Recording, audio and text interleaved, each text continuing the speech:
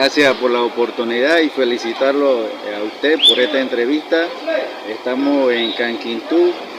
Yo pienso de que es la primera vez el equipo de salud, o MINSA, se ha organizado con las barriadas, las organizaciones y las instituciones, ha hecho la convocatoria y la invitación a las autoridades en el tema de apoyo, para la motivación y la incentivación, porque nada se hace, nunca se hace nada sin el apoyo de las autoridades.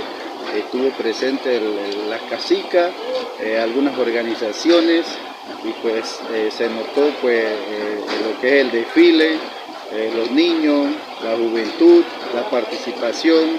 Entonces este es un tema más que puedo decir que debe ser un hábito diariamente, un hábito que cada familia, cada casa debe tomarlo en cuenta, recoger la basura, hacer su limpieza, y que el mismo equipo de MINSA haga su evaluación de que tenemos una variada que puede estar en el primer lugar, tenemos otra variada que puede estar en el segundo lugar. Entonces es una docencia, y que es algo que la comunidad lo lleve ya en sí, de que hablar de limpieza es hablar de una comunidad en un ambiente sano, en un ambiente donde podamos pues evitar el contagio de lo que hoy estamos celebrando, el Día Internacional de Dengue. Es algo sencillo. ¿Qué aporte hará la Junta Comunal frente a estos temas de salud? Creo que es importante porque la gente muchas veces no acatan al mensaje, mucho que a pesar de esta campaña la gente sigue descontroladamente tirando la basura, creando tanque que propaga esta enfermedad, sobre todo el zancudo, ¿no? El chikungunya, el Zika y otras enfermedades. Bien, tenemos un presupuesto mínimo en la Junta Comunal. Usted sabe que nuestro territorio en la comarca es un territorio con muchas particularidades, pero con mucho ánimo de trabajar. Tenemos funcionarios.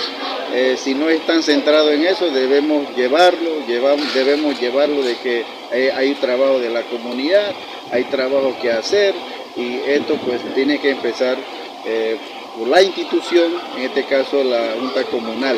Debemos ser partícipes, debemos ser en equipo, el apoyo. Por ejemplo, si el equipo de salud, la comunidad necesita algunos materiales, algunos apoyos de presupuesto, en alguna logística, alimentación, estamos dispuestos para apoyar en ese sentido.